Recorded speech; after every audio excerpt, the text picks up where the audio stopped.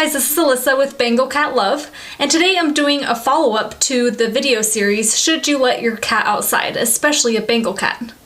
In the first video, I was contemplating whether or not to let my Bengal cat outside because he wanted to go outside so badly, and it was a great stress for my household because he was meowing non-stop. In part 2, I decided to finally let him outside, and I talk a little bit about what that was like, what his first reaction was, and how it turned out to be okay after all. And I've had several people request that I follow up with how he's been doing since. My Bengal has been outside for 3 months now, and I'm happy to report that everything has gone really well. He plays outside most of the day, he's eager to come inside at nighttime, and he hasn't gotten into any serious trouble. In fact, everything has gone so well that my other Bengal cat, Nikolai, he wanted outside too, so I decided to give it a go. They've both really enjoyed sitting on the patio, watching the birds. Malik actually caught his first mouse today, or I believe it was a shrew. It had a really pointy face, and they just seem really happy.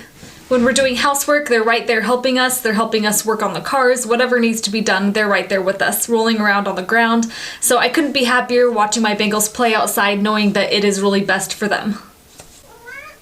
Bugaboo. Bugaboo, come here. This guy really likes playing outside. We thought he'd be really afraid of the outdoors, but he's not at all. Bugaboo, can you tell him how happy you are outside? Ow! He likes the outdoors, but he doesn't like being in front of the camera too much.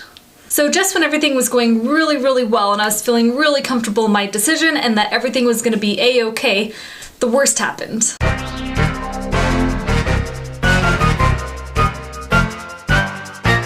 Before I go any further, both of the cats are okay. And I'm not telling you this to scare you, I just want to raise awareness of the realities of letting your cat outside and some of the things that you might have to deal with. So a few nights ago, we were painting the house. I feel like all bad stories start that way. Last time we painted the house, that's when Malik got outside for the first time. And this time, after the house was completely torn apart and we were painting with a sprayer for about 12 hours, something very terrible happened. I looked out the window and I saw Malik squinting, and his fur looked kind of fluffy, and then he went under the deck in our house. And I figured that maybe the other cat, Nikolai, may have swatted him in the face or something like that, but we were really involved in our painting project and I felt like I was being an overprotective mother, so I didn't want to drop everything that I was doing because I figured that he was probably fine. A few minutes later, I saw that he was at our back door wanting in, and he was frothing at the mouth, and he looked really wet, and that's when I started panicking, so I ran to go let him inside to see what had happened. When I opened the door, he was making a really sad, sobbing sort of meow, and I knew he wasn't okay. So I picked him up and I carried him into the bathroom so that I could monitor him, and he smelled really terrible. It wasn't a skunk, anything like that, it just smelled like chemical, like it was filling the house. I set him down in the bathroom and I realized the severity of what was happening. Instantly, the bathroom smelled so bad, my eyes were tearing up, I could hardly breathe, so I wasn't really sure what was happening or what he got into. But we put him in the bathtub immediately and we started washing him off. Needless to say, he didn't want to be in the bath either, so he was freaking out, he was meowing, he was screaming, he kept getting out of the bathtub, so instantly the bathroom was completely soaked and we're completely soaked head to toe, and whatever this chemical was, we felt it was very serious. It was a threat to his health, it was a threat to our health, and he kept almost going in and out of consciousness. He kept going limp, so I thought this was the end of it. We didn't know what he got into, and I was just panicking. It's really hard to know how you're gonna react in an emergency until it happens. And our hands were burning all the way up to our elbows, our face. It was just really scary and bad. And we thought, if we're in this much pain and we feel that our health is at risk, what about an 11-pound cat? Throughout all this, I got numerous scratches on my hands, on my arms. My boyfriend got his hand almost bit through right here, which is a problem in of itself, but we felt that our cat's life was at risk, so we weren't really thinking, we just had to keep washing this stuff off, and even if it was going to kill us too. I was on the phone with the vet trying to tell him what Malik had gotten into, and he said he asked us what the substance was and we didn't know, we just told him it was some really bad chemical. So he told us to wash the cat with cold water because warm water can open up their pores and get whatever chemical is on them in their skin, in their system a little bit better. And he told us to wash out his face and his mouth as best we could because that's where a lot of the problems were. And he said that we should probably get him to the vet as soon as we could so we could get him on an IV or whatever was necessary to take care of this problem. After we washed him about 6 times with soap, we decided to let him in the bathroom because we felt that we got most of the chemical off of him. And we set foot on the property to figure out what it was that he had gotten into. Now, we live in a pretty rural environment and we don't have very many neighbors. We only have a couple on the same property that we're on, so we didn't know what it could be. We thought maybe he dumped some chemical over. It didn't smell like diesel, gasoline, nothing like that.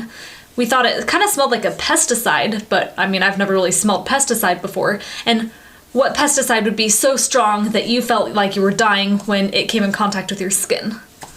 We asked the neighbors, they didn't know anything. We looked in their shed, we looked in everyone's garages, we looked all over the property and we couldn't find anything. The smell was terrible. I will never forget that smell. And we smelled it really, really strongly by the neighbor's house, but again, we couldn't find anything. So we were thinking that maybe someone had sprayed some grass or something like that and he walked into it, but that didn't really make sense either because most cats, when they smell something, they're going to run away from the smell if they don't like it, not let it coat their entire bodies. I was afraid to go back and look in the bathroom because I really thought that Malik was a goner. If it was hurting us this bad, and like I said, we felt that our health was at risk, we didn't know what it was going to do to him, and we just saw his little body fighting so hard and he couldn't breathe and he was panicking. So I didn't want to look in the bathroom at all. I was expecting the worst. We decided it was about 8 o'clock at that time and the emergency vet closed at 8:30, so we decided to get Malik and go in the car to the vet. And when we looked in the bathroom, he was actually looking much better than we thought. We took him to the vet and they couldn't do much because they didn't know what chemical he'd gotten into, therefore they didn't want to give him anything because they didn't know how it would react. However, when we got to the vet, they checked his eyes and his eyes looked really good. He was shivering, which is normal when they get cold because we had given him a bath. And they gave him, I think it was an injection of, not sure what it does, but it can help with inflammation. And we also put a little antibiotic ointment in his eyes, not Neosporin, just normal antibiotic ointment, just to kill, I guess, whatever was in there. And the vet said that his temperature was fine and there was nothing they could do for him. Aside from it looked like he was healing. When we got home, we kept a very careful eye on him, and it turned out that he was okay, and he slept solidly through the night, and it's been about 4 days now, and he's really good. And believe it or not, the cat actually wanted to go outside again the next day. After we had a chance to get some sleep and to let the adrenaline die off, we really started thinking about what the hell he got into. We ended up calling the sheriff because we believed that no one did this to our cat. We thought that he had to have gotten into something because who would do something that cruel to an animal that is of no threat to anybody?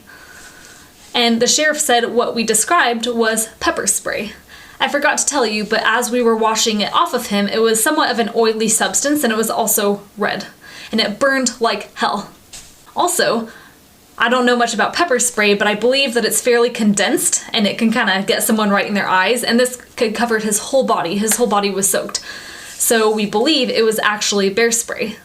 Now, from what I've researched, pepper spray and bear spray should not kill an animal, but still, it's a 12-pound cat, and who in their right mind would do that? The next morning, we went out to smell the area again because we thought that our neighbors had to have done it because the cats do not leave the property that we're aware of. We're on maybe a few acres, and we always see the cats just right around the property, right at the neighbor's house, but our neighbors are extremely nice, and they said they would never do that to our cats, and on some level, I believe them. On the other hand, like, where else did this happen? He doesn't go off the property.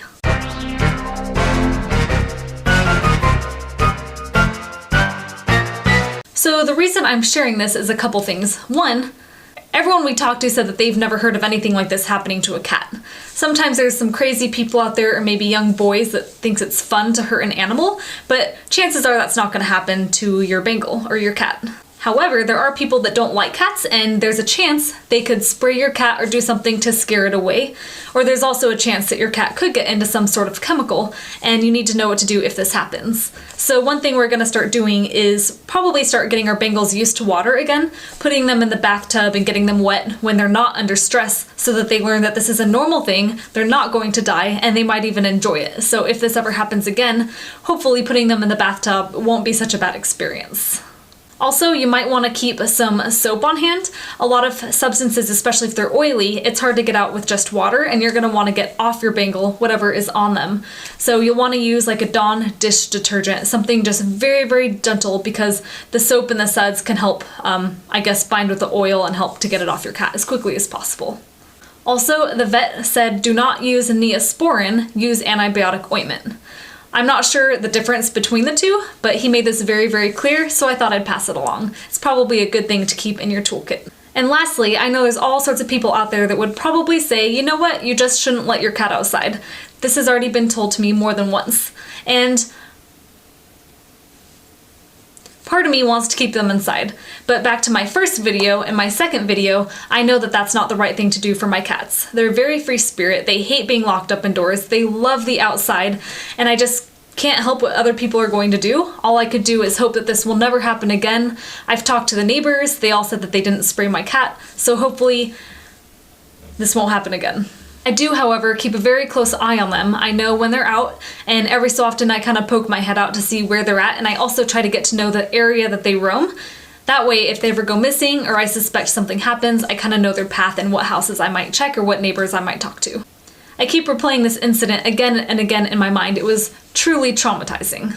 If a cat breaks a leg or gets in a cat fight, gets eaten by a coyote, in a way all that stuff is a little bit easier to stomach because those are all things that happen in the wild, and it doesn't mean that there's anyone out there looking to hurt your cat. But in this instance, I do feel that could have happened. I mean, there's some crazy people out there. I don't know if someone was testing their bear spray or if someone doesn't like my cat and they're trying to teach my cat or me a lesson. I don't know. I can't get to the bottom of it. All I know that it's not an option to put my cats back inside because now that they've been out, they want to stay out more and more, and they're a lot more aggressive with their meowing, and Nikolai's a lot more feral, so now that he's had access to the outdoors, he started peeing on things around the door trying to mark his territory, so I don't believe that keeping them indoors is going to go well.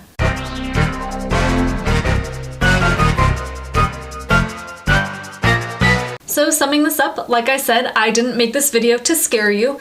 It's just to raise awareness of the things I guess that could happen to your cat, and most importantly, how to be prepared to handle them and know how to at least solve just one more problem, like giving your cat a bath if it gets into some chemical head to toe.